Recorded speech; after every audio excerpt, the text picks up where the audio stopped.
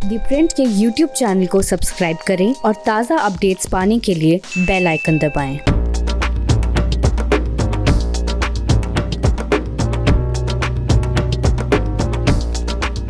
बिहार के चुनावी गठबंधन से चिराग पासवान ने, जो कि एलजेपी के प्रेसिडेंट हैं, उन्होंने अपने को अलग कर लिया है। यानी कि वो जेडीयू के खिलाफ चुनाव लड़ेंगे लेकिन बीजेपी का साथ देंगे। तो आखिर चिराग पासवान की पॉलिटिक्स क्या है? चिराग पासवान अपने इस तीर से किसको निशाना बनाना चाहते हैं और किसको बचाना चाहते हैं? और क्या चिराग पासवान का जो एम्बिशन है, जो उनकी महत्वाकांक्षा है, वो सिर्फ एक कारण है या फिर बीजेपी का ये प्लान बी है? यानी कि चुनाव के बाद नीतीश कुमार को अपदस्थ करके बीजेपी अपने मुख्यमंत्री पद का जो कैंडिडेट है उसको मुख्यमंत्री बनाना चाहती है। तो क्या है ये बीजेपी का प्लान बी? क्या है चिराग पासवान का प्लान ए? हम प्योर पॉलिटिक्स में समझेंगे एलजेपी प्रेसिडेंट चिराग पासवान का मूव, उसकी स्ट्रैटेजी और उससे एक तीर से कैसे दो निशाने साधे जा रहे हैं। मैं हूं शंकर अडिमेश। तो आखिर समझते हैं कि चिराग पासवान ने जो कल घोषणा की, उन्होंने कहा कि इस जो अलायंस है, एनडीए का अलायंस है, उसमें वो बने रहेंगे लेकिन नेशनल लेवल पर, स्टेट लेवल पर वो अलायंस में नहीं रहेंगे। यानी कि वो अलायंस पार्टनर, जो दूसरे पार्टनर है जेडीयू, उसके खिलाफ कैंडिडेट खड़ा करेंगे। जितनी भी सीटें जेडीयू लड़ेगी उसके खिलाफ वो अपने उम्मीदवार उतारेंगे, लेकिन बीजेपी को बख्श देंगे, बीजेपी के खिलाफ कैंडिडेट नहीं उतारेंगे। तो इसके आखिर क्या है मतलब?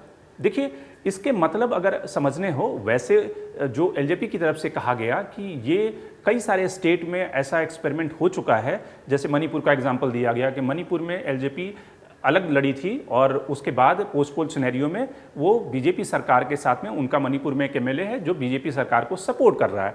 तो वैसे ही इस इलेक्शन में भी वो जब चुनाव के बाद जीत कर आएंगे तो सरकार जो बनेगी उसको सपोर्ट करेंगे, बीजेपी को सपोर्ट करेंगे, बीजेपी का जो कैंडिडेट होगा उसको सपोर्ट करेंगे। तो चिराग पासवान क्या ये सिर्फ अपनी जो राजनीतिक महत्वाकांक्षा है, पहले उस पर हम नज़र डालते हैं।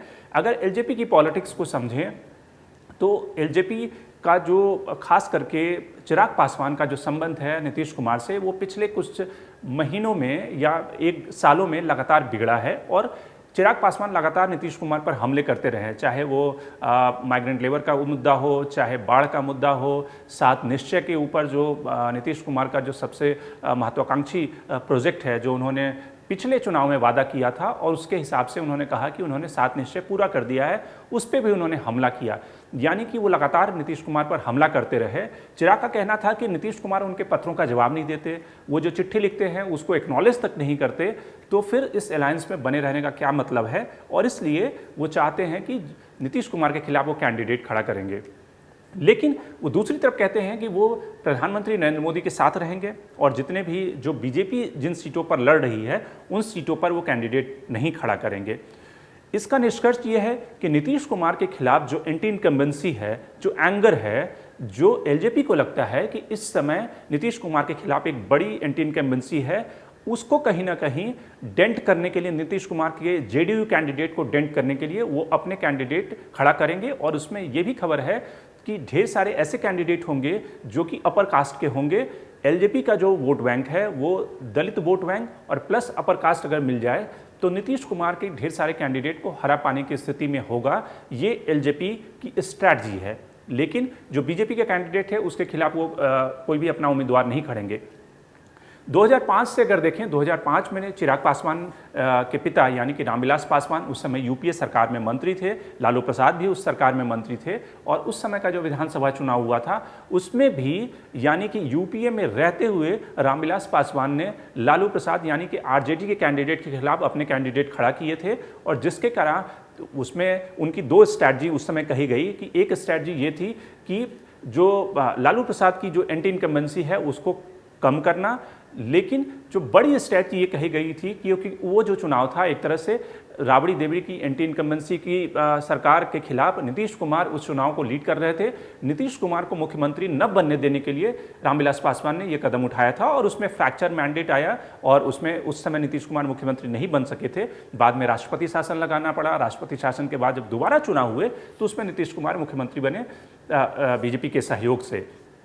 तो एलजेपी को ये लगता है कि पिछले कुछ अगर विधानसभा चुनाव को देखें, अगर 2015 के विधानसभा चुनाव को देखें, तो एलजेपी ने जितनी सीटें लड़ी थी उसमें से मुश्किल 2 सीटें जीत पाई थी और तकरीबन 4-4.5% उसको वोट शेयर मिले थे। उसको लगता है कि अगर, चूंकि ये चुनाव जो है एक तरह से नीतीश कुमार का अंतिम चुनाव है, नीतीश कुमार 2024 के बाद बिहार को लीड करने की स्थिति में नहीं होंगे और बिहार में एक राजनीतिक वैक्यूम यानी कि लीडरशिप क्राइसिस होगी। एक तरफ लालू प्रसाद सीन से गायब हो चुके हैं, नीतीश कुमार 2024 के बाद नेपथ्य में चले जाएंगे, तेजस्वी यादव जो कि लालू प्रसाद के बेटे हैं वो कहीं ना कहीं आरजेडी को लीड कर रहे होंगे। तो दूसरे खेमे की तरफ से वहां पे लीडरशिप वैक्यूम है, जिस वैक्यूम को चिराग पासवान भरना चाहते हैं। उनको लगता है कि इस चुनाव में भले कोई बहुत ज़्यादा उन्हें पॉलिटिकल डिविडेंड नहीं मिलेगा, लेकिन अगले चुनाव के लिए वो अपने को चीफ मिनिस्ट्रियल कैंडिडेट के तौर पर इस्टेब्लिश करना चाहते हैं। पिछले नवंबर में जब एलजेपी का स्थापना दिवस था, उस समय जब रामविलास पासवान पटना गए थे, तो उन्होंने उस फाउंडेशन डे पे यही कहा था कि जो युवा है और जो चिराग पासवान की लीडरशिप में युवाओं को 2024 के इलेक्शन की तैयारी करनी चाहिए, यानी कि चिराग पासवान और एलजेपी कहीं ना कहीं 2024 को टारगेट करते हुए उन्होंने ये मूव उठाया है। पहली थ्योरी ये है जो चिराग पासवान एलजेपी की दिखती है। दूसरी थ्योरी जो इस पूरे मसले पर जिस तरह से चिराग पासवान और बीजेपी के बीच में हमजोली चल रही है, उससे ये कहीं ना कहीं दिखता है कि एक तरह से चिराग पासवान बीजेपी के प्रॉक्सी के तौर पे वहाँ पे बिहार की पॉलिटिक्स में इस समय बिहेव कर रहे हैं नीतीश कुमार को कट्टू साइज करने के लिए। क्योंकि ये लगातार बीजेपी के सर्वे में निकल कर आया है कि इस समय इस चुनाव में कम से कम नीतीश कुमार के खिलाफ अच्छी खासी एंटी इनकम्बेंसी है, लेकिन बीजेपी खुलकर नीतीश कुमार के खिलाफ एक तरह से नहीं जा सकती, क्योंकि महाराष्ट्र में बीजेपी ने सरकार गंवाई है, झारखंड में गंवाई है, अकाली दल उनसे अलग हो चुका है, तो इसलिए वो बिहार में सत्ता नहीं गंवाना चाहते। लेकिन कहीं ना कहीं परोक्ष दूसरे तरीके से बैकडोर चैनल से उन्होंने वो ऑप्शन खोल रखा है कि अगर जेडीयू की सीटें कम हो जाएगी, जेडीयू का स्ट्राइक रेट बेहतर नहीं होगा और एलजेपी अगर कहीं ना कहीं जेडीयू को डेंट करती है, तो पोस्ट पोल सिनेरियो में बीजेपी ये क्लेम कर सकती है कि उसके पास ज़्यादा नंबर है, तो इसलिए मुख्यमंत्री उनका होगा। ये कहीं ना कहीं बीजेपी की स्ट्रैटेजी दिखती है। जिस तरह से चिराग पासवान के इस मूव पर बीजेपी की सेंट्रल लीडरशिप की तरफ से अभी तक कोई बयान नहीं आया है। एलजेपी लगातार ये कह रही है कि वो नरेंद्र मोदी के साथ में है और प्रधानमंत्री नरेंद्र मोदी का जो कार्यक्रम है उसको लेकर बिहार में आगे बढ़ेगी। जो फर्स्ट बिहारी और का जो उनका स्लोगन है वो कहीं ना कहीं प्रधानमंत्री नरेंद्र मोदी के पूरे विजन डॉक्यूमेंट से इंस्पायर है। तो इससे लगता है कि एलजेपी और बीजेपी के बीच में कहीं कोई पीछे बैकडोर की सांठगांठ तो नहीं है। अब सवाल ये है कि इस पूरी कहानी में नीतीश कुमार इस पूरे मूव को कैसे लेंगे। देखिए, फिलहाल जब तक इलेक्शन है तब तक तो नीतीश कुमार के सामने कोई दूसरा ऑप्शन नहीं है। जेडीयू जो नीतीश कुमार की पार्टी है वो कह सकती है कि प्रधानमंत्री खुलकर, जहां पे एलजेपी के कैंडिडेट चुनाव लड़ रहे हैं वहां पर प्रधानमंत्री खुलकर एलजेपी पे अटैक करें, या फिर प्रधानमंत्री कम से कम ये कहें उन सीटों पर जहां पे एलजेपी और जेडीयू भिड़ी हुई है कि नीतीश कुमार नेता हैं, तो इस तरह से कहीं ना कहीं एलजेपी को कॉर्नर किया जाए। जेडीयू ये डिमांड कर सकती है कि एलजेपी को एनडीए अलायंस से नेशनल लेवल पर भी अलग किया जाए। ये जेडीयू का दूसरा मूव हो सकता है। लेकिन कुल मिलाकर चुनाव के नतीजे आने तक जेडीयू को इस गठबंधन, जिसको कह सकते हैं असहज गठबंधन में बने रहना होगा।